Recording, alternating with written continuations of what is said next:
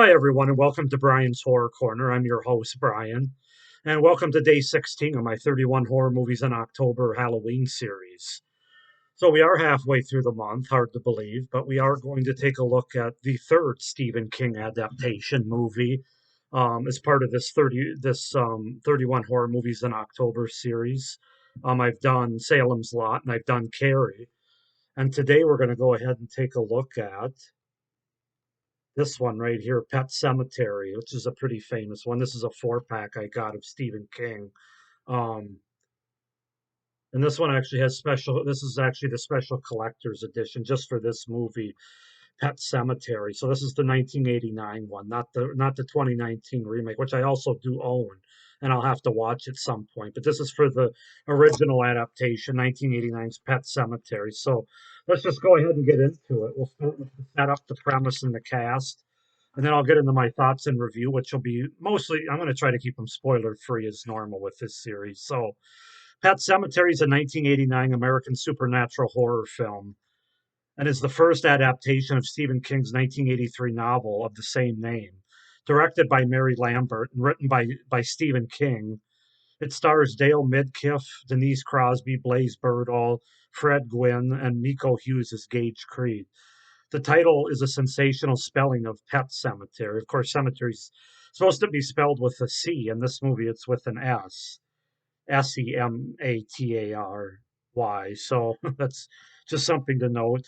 So basically, the movie opens the Creed family, Lewis, Rachel, their children, Ellie and Gage, and their pet cat Church move from Chicago to rural Ludlow, Maine, after Lewis accepts a job as a physician at the University of Maine. They befriend their neighbor, Judd Crandall, who takes them to an isolated pet cemetery in the forest behind the Creed's new home. Lewis encounters Victor Pascow, a jogger who is mortally injured after being hit by a truck.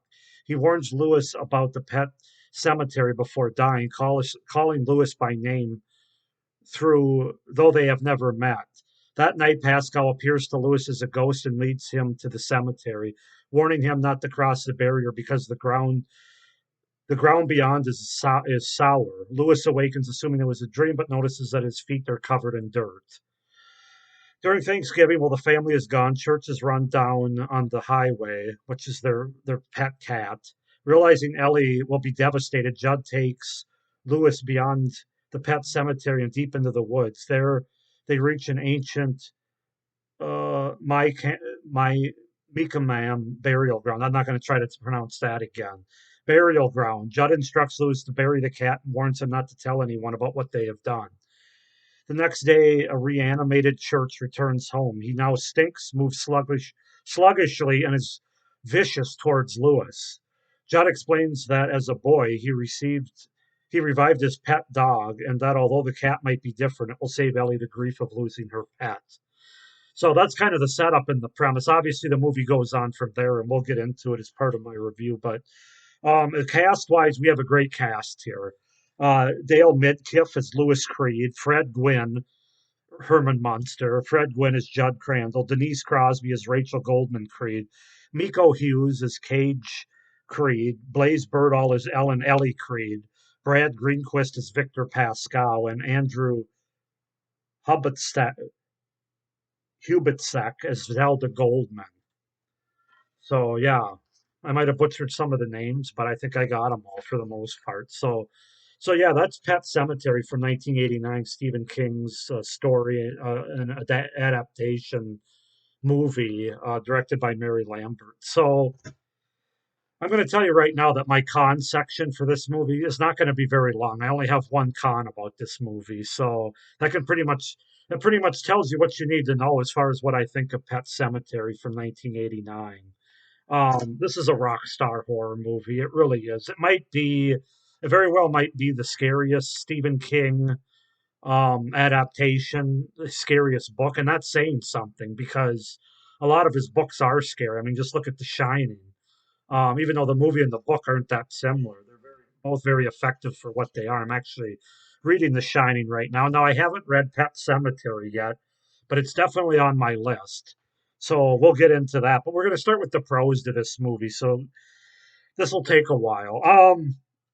This movie is genuinely creepy on so many levels. And most importantly, it's grounded in reality for the most part, at least in terms of dealing with those universal things that we all have to deal with at some point in our life, which is loss of a loved one, death in general, and the afterlife, and doing bad things that have terrible consequences with good intentions, which a lot of people do. So right away, the movie and the story hits on all of those things. So it's right away, it's a movie and a book, I'm sure, but a movie in this case that a lot of people can relate to. It's not above anybody's head. It isn't. It doesn't really apply to me. It isn't like a Chucky or a Mike Myers or anything. I mean, it does have supernatural elements in it, of course, but the themes and the issues in this movie are there for everybody.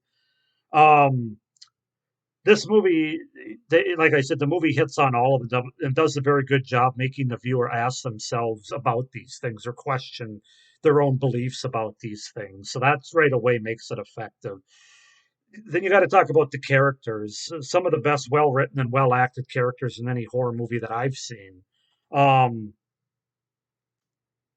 Beginning with Fred Gwynn, who's probably my favorite character in this movie. He's definitely the best actor in this movie, in my opinion, which is no small feat because there's a lot of great acting. But Fred Gwynn as Judd Crandall brings so much to this movie. The movie would not be the same without him. His dialogue, his delivery in this movie. There's the scenes that he has with Lewis where they're just sitting down and talking with a beer, just great stuff. Great delivery, great dialogue. He just delivers. Even his accent, I know people talk about it. I love it. I think it's great. He's just a great actor, and he just brought so much to this movie. Also, Dale Midkiff as the lead of Lewis Creed. He probably has the biggest character arc because the movie starts out where he's bringing this happy, loving family out to this house. They're relocated out there for his job, and you can tell he's a loving husband. Or right away, we have sympathy for him. We like him. He's a likable character, and by the end of the movie, we're questioning a lot of the decisions he makes, but we still there's a certain amount of understanding involved too, and he's still maybe not as sympathetic, but still not he's not a villain. I mean, he's there's still some likability there and some understanding. So that's no easy feat to pull off, and Dale Midkiff pulls it off well as Lewis Creed. They everybody just gives great performances for the most part.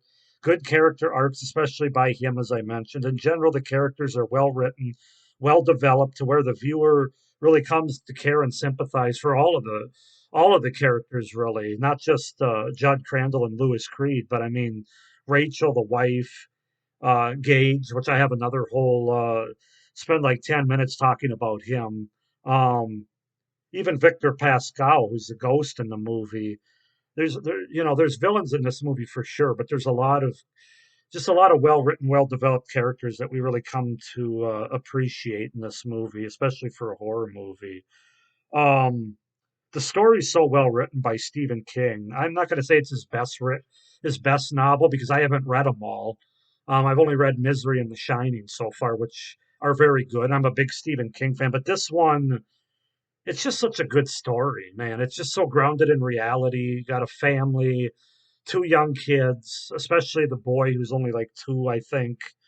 Um, it just elicits a lot of emotion involved there too, as well as being scary. He just tapped into some really deep emotional issues here. It's just a very well written story by King. Um, Very well adapted and executed by the director Mary Lambert, which surprisingly she really hasn't done much else. She went to direct Pet Cemetery too, which I heard was pretty much a dumpster fire. But otherwise, some pretty small projects after that, which is kind of surprising because I thought she did a really good job here.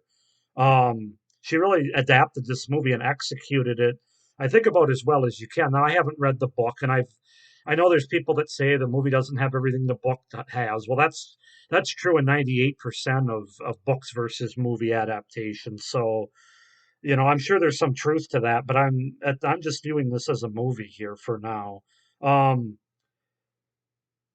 so many genuinely creepy scenes, especially with Gage, Zelda, and Victor Pascal. Those three characters, when they're around, they have the creepiest scenes, I think, in my opinion. The special effects and the makeup, the design of the reanimated characters, the ghosts like Pascal and Zelda, the former sister of Rachel, the wife, specifically, they hold up really well even today. You don't have a lot of that outdated stuff like you do in other horror movies from before the 90s.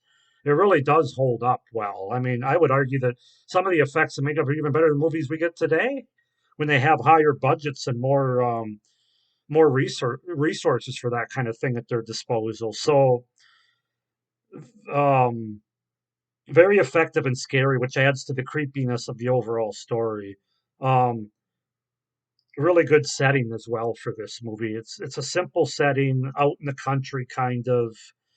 You know, you have the highway, you have the path, you have the cemetery, of course, the burial ground. It works effectively to really take the viewer there, which again comes through writing and directing, both flawless in this movie. The sound design of modulating the voices like they did is also one of the underrated aspects of this movie. It's so creepy, so good, so effective, nothing fake about it. The creepy camera work that's done is very effective and really adds to the great execution of this movie. Um, yeah, from a technical standpoint, this movie's top notch. It really is, especially for an 80s movie. And it was made in 1989. So, I mean, definitely one of the most competent made 80s horror films. Got to talk about the third act of this movie. Um, Wow. It's one of the great third acts in any horror movie that I've seen because it's relentless. When the third act starts, it doesn't let up, and it's relentless, it's terrifying, it's emotionally heartbreaking, and it leaves you almost feeling sick when you leave, which naturally you don't want that. I guess a better way to say it is it kind of leaves you with a gut punch feel, maybe is a better way to say it, which is very effective for a horror movie before it cuts to credits. The final scene is heartbreaking and terrifying at the same time. Um, but it's just a great end to a horror movie. Yeah, very, very, very effective third act. Yeah, the movie overall has a great creepy tone to it. That starts out a little bit less creepy at the beginning when we're introduced to this family and the happiness they have about moving to this house. But as the film moves along, it intensifies. Um, and it also has this movie also has a really run like a really tight run time. Like Salem's Lot, which is a movie I reviewed and really enjoyed. That's a really long movie. That was like 3.5 hours. This movie's effectively an hour, just like 104 minutes or something, just over an hour and a half. And that makes this a really effective movie for the material that they're going over here. And then finally, if you haven't had enough pros yet, I got to talk about the overall score and the musical cues that they use in the scenes. I think that's another very underrated aspect of this movie. It's really good, adds to the tension and the uneasiness that this movie has. And there is a lot of uneasiness in this movie from certain death scenes, from certain reanimation scenes, and particularly one scene that's with Judd Crandall engaged towards the end of the movie. That's as much as I'm going to say, but every time I see it, it makes me cringe. One part in specifically that has to do with looking under a bed, and that's as much as I'm going to say about it because I'm trying to keep this spoiler free. But it makes me want to grab the back of my foot every time. So that's you'll have to figure it out from there. If you haven't seen the movie, you'll have to see it. So yeah, those are all my pros. Just a great, great movie. The only one con that I have is the daughter character of Ellie Creed, played by Blaze Birdall. It didn't really land for me. I know in the book she has a little bit more to do. She has more of that shining ability or shinning from a Simpson standpoint. But the movie really didn't. Well, she has visions and she does talk to Pascal or get information from that she tries to pass along to her parents. I don't know. It just didn't really land for me in the movie. Part of it was the writing of the character. I think they just kind of strayed away from her a little bit in that aspect of the book, from what I've heard otherwise. And acting wise, I just didn't think that Blaze Birdall was that good. She just kind of comes across like an unconvincing, whiny kid that, has this gift of seeing visions, but it's like I said, it's just not executed that well in the movie. I'll probably have more to say about that as I read the book, but which will be coming soon. But that's the only con I can really think of, folks. I mean, this is just a fantastic Stephen King story, a fantastic Stephen King idea and adaptation, well directed, creepy as hell, one of the best third acts of a horror movie, wonderfully acted, some blood and gore for you gore hounds, particularly one scene towards the end, as I mentioned, with Judd Crandall. Ugh, back of my foot. Um, it's just yeah, it's an effective score and sound cues as well, sound design. So yeah, I love this movie. Pet Cemetery is one of my favorite horror movies. I'm going to give this a 9 out of 10. No, you know what? I'm going to give this a 9.5 out of 10 because I only had one con, so there'd be no reason not to give it closer to a 10. I have to read the book, and maybe it has a chance to be even come a 10 out of 10. But from what I've heard, there's some stuff missing, so I'm going to reserve the right to do that and make it a 9.5 out of 10, just based on the movie that I've seen at this point. So that's Pet Cemetery from 1989, the original adaptation from Stephen King.